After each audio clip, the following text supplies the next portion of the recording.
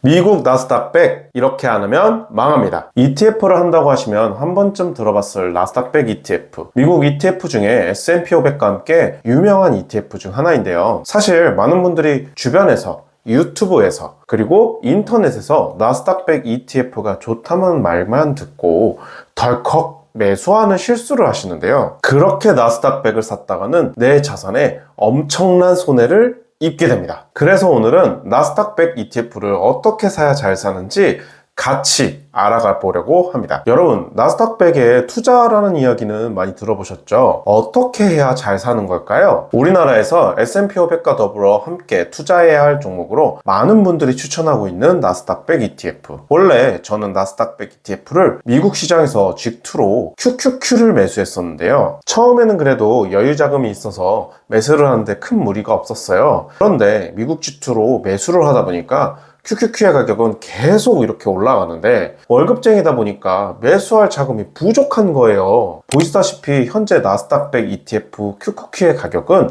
441달러, 약 64만원 정도입니다. 예전에는 조금 더 저렴하긴 했지만 그래도 한 주당 45만원 정도 됐기 때문에 가격이 부담스럽더라고요.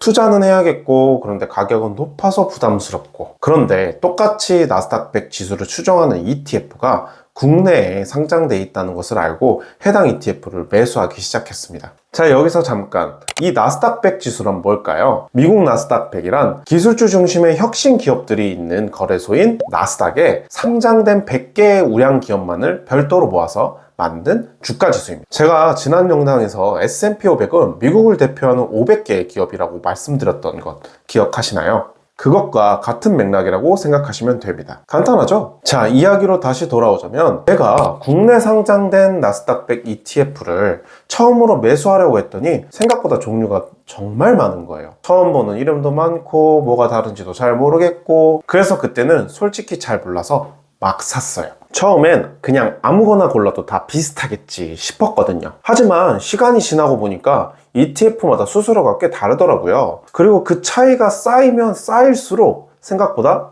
큰 돈이 됩니다. 그래서 오늘은 여러분이 저처럼 무작정 아무거나 고르지 않도록 수수료를 최대한 아낄 수 있는 나스닥 100 ETF들을 함께 살펴보려고 합니다. 그리고 영상의 끝에서 지금 시점에서 수수료가 가장 저렴한 나스닥 100 ETF도 직접 소개시켜 드릴게요. 그 전에 준비해야 될 것들이 있는데요. 바로 ISA나 연금저축 계좌입니다. 우선 매수는 ISA 계좌나 연금 계좌로 매수를 하시는 것을 추천을 드려요. 국내 상장 미국 ETF의 경우엔 ISA나 연금저축 계좌로 비용을 아낄 수 있기 때문이에요. ISA나 연금저축 계좌로 투자하면 세제 혜택, 비과세 혜택을 크게 누릴 수 있기 때문에 이 점을 참고해 주세요. 늘 말씀드리지만 우리는 작은 비용부터 컨트롤할 수 있어야 나중에 큰 부자가 될 수 있다는 것을 다시 한번 말씀드립니다. ETF에는 숨은 비용들이 많기 때문에 이런 걸 잘 보고 투자해야 되거든요. 그럼 우리는 어떻게 나스닥 100 ETF에 투자를 해야 될까요?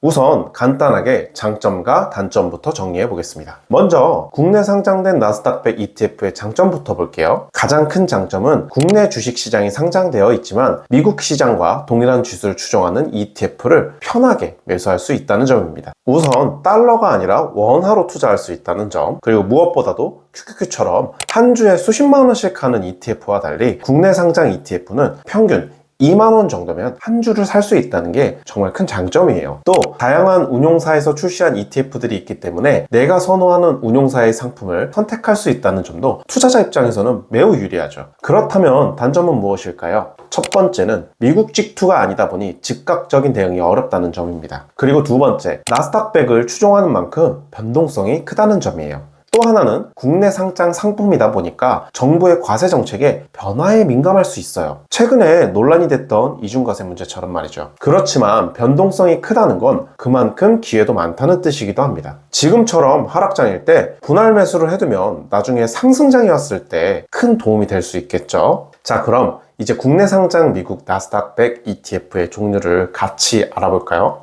수익을 극대화하려면 국내 상장된 나스닥 100 ETF의 종류와 비용을 알아볼 필요가 있습니다. 제가 가져온 건 우리나라에서 유명한 나스닥 100 ETF를 가지고 왔는데요. 총 5개의 ETF를 가지고 왔습니다. 타이거 나스닥백 ETF, 에이스 미국 나스닥백 ETF, 라이즈 미국 나스닥백 ETF, 코덱스 나스닥백 ETF, 솔 미국 나스닥백 ETF입니다. 이전에 S&P 500 영상에서도 한번 말씀드렸었는데 ETF를 투자할 때는 수수료가 낮은 게 중요하다고 말씀드렸었죠. 여기 실부담 비율을 보시면요, 합성 총보수 그리고 매매중개 수수료를 합친 비용인데 실부담 비율을 봤을 때 제일 낮은 게 수수료가 가장 낮은 ETF라고 보시면 됩니다. 이제 나스닥백 ETF를 하나하나 봐볼까요? 먼저 타이거 나스닥백 ETF의 경우에는 운용사는 미래에셋 운용이고요. 상장일은 2010년 10월로 5개의 ETF 중에 제일 오래되었습니다. 순자산은 4조 3천억 원이며 거래량은 27만입니다. 현재가는 11만 7천 원 정도로 5개의 ETF 중에 단가가 가장 높은 ETF입니다. 합성 총보수는 1.2%, 실부담 비율은 1.4%입니다. 연분배율은 4.9%입니다. 타이거 미국 나스닥백이 실부담 비율은 5개 ETF 중에서 가장 낮습니다. 자, 그럼 벌써 타이거가 가장 비용이 낮으니까 이걸로 선택하면 되냐고요? 이 부분은 제가 이따가 다시 한번 다 자세히 설명드릴게요. 그리고 두 번째로 에이스 미국 나스닥백을 보겠습니다. 아마 미국 나스닥백을 이미 운영 중인 분들이라면 해당 ETF를 운영하고 계실 텐데요. 그만큼 국내에서 가장 유명한 ETF 중에 한 개입니다. 에이스 미국 나스닥백은 한국투자신탁 운용에서 운영을 하고 있고요. 순자산액은 1조 3천억 원입니다. 순자산 규모로는 세 번째로 큰 규모입니다. 그리고 거래량은 77만 주가 거래되고 있고요. 거래량은 두 번째 규모입니다. 현재 한 주당 가격은 2만 원 정도에 형성되어 있습니다. 합성 총보수는 1.6%로 5개의 ETF 중 네 번째로 낮은 수수료입니다. 그리고 실부담 비율은 1.9%입니다. 연분배율은 6.1%입니다. 자, 세 번째로 라이즈 미국 나스닥백도 보시겠습니다. 현재 운용사는 KB 운용에서 운용을 하고 있고요. 상장일은 2020년 11월입니다. 순자산은 8,200억 원으로 5개의 ETF 중에 네 번째 규모입니다. 거래량은 41만 주 정도로 5개의 ETF 중에 세 번째에 해당합니다. 현재 한 주당 가격은 19,000원 정도에 형성되어 있습니다. 합성 총보수는 1.3%입니다. 실부담 비율은 1.816%로 5개의 ETF 중 수수료가 두 번째로 낮습니다. 연분배율은 5.5%입니다. 네 번째, 코덱스 미국 나스닥백을 보시겠습니다. 운용사는 삼성운용에서 운영 중이며 상장일은 2021년 4월입니다. 순자산은 2조 2천억 원으로 5개의 ETF 중에 두 번째 규모를 가지고 있습니다. 거래량은 120만 주로 5개의 ETF 중에 가장 큰 거래량을 가지고 있습니다. 합성 총보수는 1%고 실부담 비율은 1.852%입니다. 5개의 ETF 중에 세 번째로 낮은 수수료입니다.